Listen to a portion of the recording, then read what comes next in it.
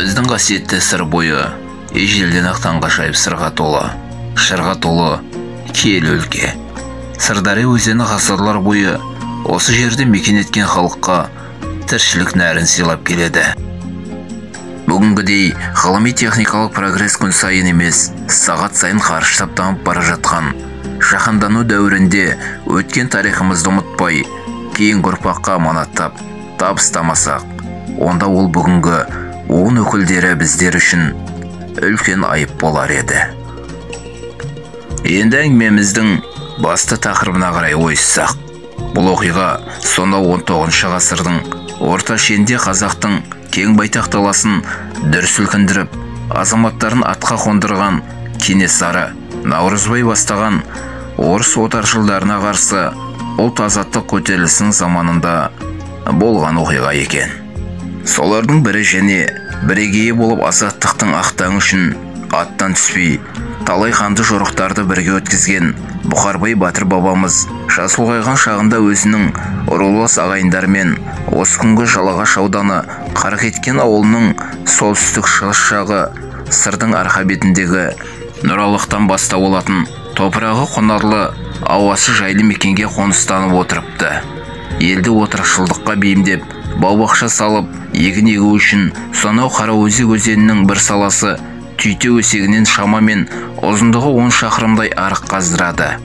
Қарулы жігіттерді ұйымдастырып, бірнеше топқа бөліп, өздеріне тиесілі бөлінген межелі жерлерді кетпендеп қаза бастайды.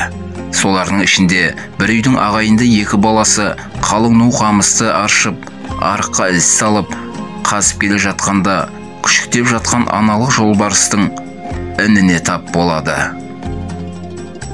Сол сәтте күшіктерін қызғанған азалы жолбарыс серіппедей атылып келіп, көзілеспес жылдамдықпен жаңағы жігіттің тамағын өткір тырнағымен орып жібереді.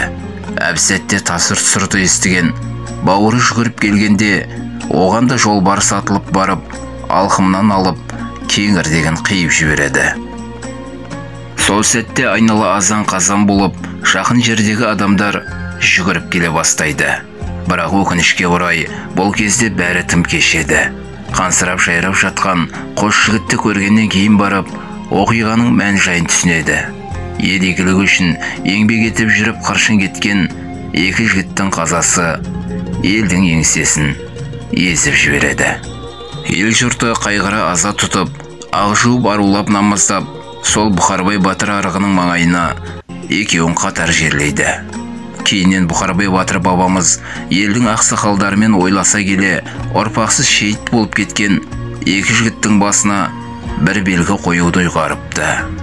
Содан халық болып жұмыла кірісіп, кесек құйып, биіктігі 4-5 метрдей болатын алып мұнара құрылысын соғады. Кейіннен әлгі жігіттердің аты жөні ұмытылып, халық оны қос жігіттің мұнарасы деп атап кеткен екен. Бұл күндері елде мұның тарихын білетін көнекөз қариялар да азайып кетті. Біздің қолымызға там-тұмдап жеткен мәліметтерге сүйенсек, бұл жігіттердің аты жөні белгісіз, руы тоқбелі табынға жататын Қабан батырдың ағайындары болып келеді екен. Отан үшін жыртқыштың қолынан шейіт болған Арсай қос азаматтың тарихы қысқаша осы.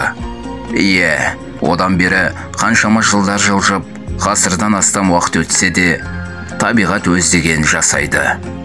Бұл күндері мұнаралар жауынға мүжіліп, күтім жоқтығынан құлау алдында тұр. Тіпті ауданымыздағы тарихи ескерткіштердің тізіміне де алынбаған екен. Бұл да осы саланың тізгінін ұстаған азаматтардың немқұрайлығы ма, әлде өз жұмысына жауапсыздығы ма, ол жағын өздерінің ар-ұятына қалдырайық. Бұл ескерткіштердің тағы бір ерекшелігі, біздің сыр бойында көптеген мұнаралар цилиндр пішіндес, конус тәрізді домалақ боп келсе, бұл мұнаралар төрт бұрышты етіп тік боп өрілген. Мәңгілік тыныс тапқан Бұқарбай батыр қорымына бара жолда Қаракеткен ауылынан 20 шақырымдай жерде жатыр.